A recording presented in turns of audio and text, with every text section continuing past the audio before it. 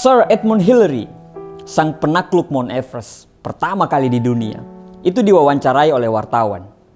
Wartawan bertanya, "Apa yang paling kamu takuti ketika mau mendaki Mount Everest?" Dan dia menjawab, "Saya tidak pernah takut dengan binatang buas, saya tidak pernah takut dengan bongkahan es, saya tidak pernah takut dengan jurang yang curam, jalan yang terjal, atau padang yang gersang. Yang saya takuti adalah sebuah pasir yang masuk ke dalam sepatu." Wartawan kembali bertanya, "Kenapa Anda begitu takut?" Dan dia menjawab, "Sebutir pasir yang masuk ke sela-sela jari itu seringkali menjadi malapetaka. Dia bisa masuk ke kulit kaki atau menyusup lewat kuku-kuku. Lama-kelamaan jari kaki itu akan menjadi infeksi. Lalu jari kaki itu membusuk. Tanpa sadar kaki itu sudah tidak bisa digerakkan. Dan itulah awal dari malapetaka bagi seorang penjelajah. Sebab dia akan selalu ditandu." Dan dia menambahkan lagi, kalau binatang buas secara naluri, dia juga takut pada manusia. Dan kita sudah mempersiapkan semuanya dari awal. Begitu juga dengan segala macam tantangan di perjalanan. Seperti jalan yang terjal, jurang yang dalam, ataupun semuanya tantangan itu kita sudah persiapkan sebelum kita melakukan pendakian. Tapi pasir yang masuk ke dalam sepatu itu sama sekali kita tidak persiapkan. Dan itu adalah menjadi awal dari malapetaka besar. Kita belajar dari Sir Edmund Hillary bahwa ketika kita mengalami kegagalan dan kita berpikir bahwa kegagalan itu disebabkan oleh masalah atau kesalahan besar. Padahal justru sebenarnya yang bikin kita gagal adalah hal kecil yang tidak terselesaikan dan kita abaikan setiap hari. Kelihatan gak ada efeknya dalam jangka pendek. Tapi hal tersebut akan bisa menjadi bom atom di kemudian hari dalam jangka panjang. Seperti apa hal-hal kecil itu? Menunda pekerjaan, nanti deh, entar dulu, masih banyak waktu kok, dan lain-lain. Terus masalah berikutnya, tidak fokus, semuanya dikerjakan. Dan yang paling sering adalah malas untuk memperbaiki apa yang sudah kita kerjakan. Terlihat sepele, tapi berdampak sangat besar jika itu dibiarkan secara berlarut-larut. Anda pasti paham kok, bahwa hidup kita sekarang itu adalah hasil dari kebiasaan.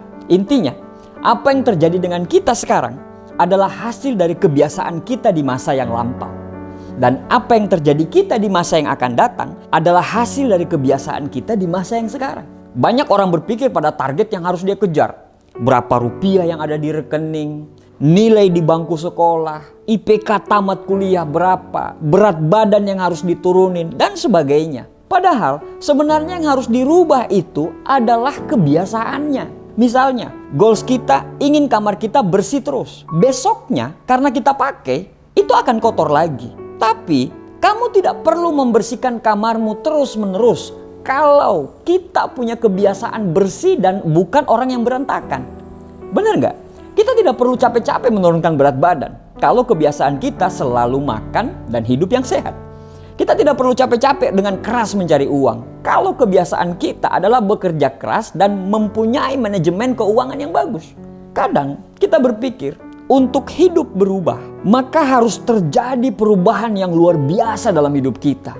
Tapi kita nggak sadar kalau perubahan yang luar biasa itu dimulai dari perubahan-perubahan kecil yang dilakukan secara terus-menerus sampai perubahan itu menjadi sebuah kebiasaan.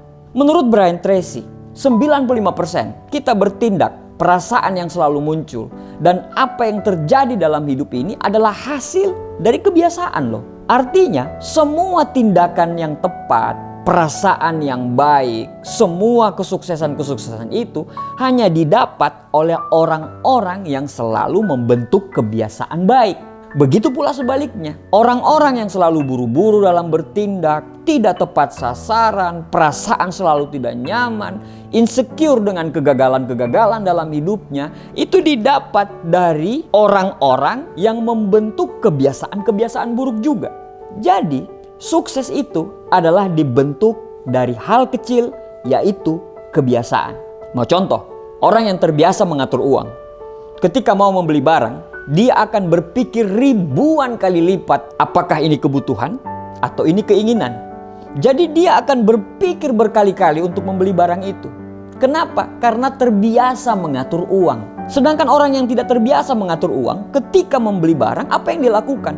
Dia akan main beli-beli saja tanpa mikir, makan di luar tiap hari, membeli barang karena gengsi dan supaya orang melihat. Dan orang-orang seperti ini itu biasanya langganan pinjaman online, utang kartu kredit yang menumpuk, dan percaya aja mereka tidak akan sungkan untuk pinjam sana sini. Makanya di circle mereka akan dijuluki si tukang utang. Beda kan? Orang yang punya kebiasaan mengatur keuangan dan orang yang tidak biasa mengatur keuangan. Contoh lain, suka menunda-nunda pekerjaan. Orang yang terbiasa menyelesaikan pekerjaan tepat waktu akan dengan sangat gampang menyeimbangkan antara pekerjaan, keluarga, dan spiritualnya. Dia akan selalu sehat karena tidurnya cukup dan tidak gampang insecure dan tidak gampang takut. Sedangkan orang yang suka menunda-nunda pekerjaan akan susah sekali membagi waktu. Secara psikis dia akan selalu buru-buru, dia akan gampang sakit dan semua pekerjaannya tidak ada yang optimal. Mau Anda otak encer kah? Mau Anda otak biasa-biasa saja? Nggak terlalu berpengaruh kok terhadap sebuah kesuksesan. Karena otak itu hanya menjadi arsip terhadap semua tindakan dan kebiasaan yang kita lakukan setiap hari. Jadi ketika kita ada masalah dan ketika pada saat itu kita berpikir, maka otak itu akan membuka arsip semua kebiasaan-kebiasaan yang kita lakukan. Dulu waktu saya kena masalah ini, apa yang saya lakukan ya? Otak akan membuka arsip itu. Oh, dulu waktu saya dikejar-kejar utang, apa yang saya lakukan? Oh, saya nggak bayar hutang dan ketika ditagih saya akan marah balik. Dan Anda akan melakukan hal yang sama lagi ketika mendapat masalah tersebut. Itu akibatnya apa? Kebiasaan. Matias Alexander mengatakan, orang tidak menentukan masa depannya. Mereka yang menentukan kebiasaan mereka dan kebiasaan mereka lah yang akan menentukan masa depan mereka.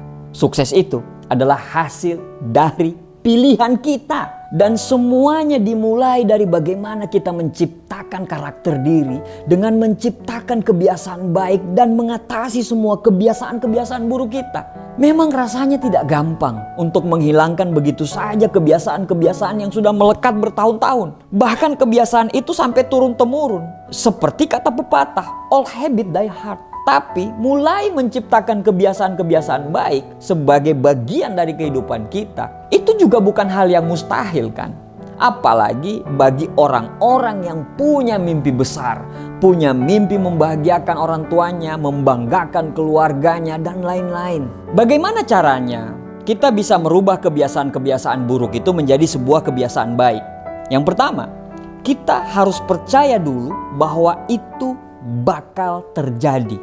Saya ulang, Anda harus percaya bahwa itu bisa terjadi. Yang berikutnya, sadar bahwa kebiasaan itu sudah menimbulkan masalah-masalah dalam hidup atau akan menimbulkan masalah di masa yang akan datang. Jujur pada diri sendiri, akui bahwa kebiasaan-kebiasaan yang Anda lakukan itu adalah kebiasaan-kebiasaan yang tidak baik. Setelah itu Anda list semua kebiasaan buruk itu dan kebiasaan-kebiasaan mana yang harus dirubah. Bikin rencana konkret dan terukur. Misalnya, jika orang itu memiliki kebiasaan belanja yang tidak terkendali, mereka dapat membuat anggaran bulanan atau bisa menetapkan batasan-batasan mereka sendiri mana yang harus dibeli dan mana yang tidak dibeli. Setelah Anda lakukan dua itu, yang Anda lakukan berikutnya adalah mencari dukungan orang-orang sekitar. Entah itu keluarga, teman, dan lain-lain. Mereka bertugas untuk mengingatkan kita agar kita selalu termotivasi dan bertanggung jawab untuk menghilangkan kebiasaan-kebiasaan buruk kita. Dengan kita mendapat dukungan yang tepat, insya Allah kita akan lebih percaya diri. Konsistensi juga merupakan sebuah kunci utama. Seseorang harus konsisten dalam menerapkan semua rencana mereka dan mereka tidak mudah menyerah menghadapi rintangan atau godaan untuk kembali ke kebiasaan lama mereka. Ya, meskipun perubahan itu tidak terjadi secara instan, dengan konsistensi dan ketekunan, seseorang akan dapat melihat perubahan-perubahan positif yang akan terjadi pada diri dia. Kita menjadi apa yang kita lakukan berulang kali. Jadi, keunggulan bukanlah sebuah tindakan, melainkan sebuah kebiasaan. Semuanya butuh proses memang. Tapi, if you change nothing, nothing will change. Kalau kamu tidak mau berubah, ya tidak akan terjadi perubahan. Susah memang. Tapi sukses itu adalah hasil dari proses pembentukan kebiasaan-kebiasaan kecil dari mulai bangun tidur sampai tidur lagi. Makanya banyak orang bilang kalau mau belajar dari orang sukses, lihat apa yang dia lakukan dari bangun sampai tidur lagi. Artinya sukses adalah sebuah kebiasaan. Terima kasih, semoga bermanfaat.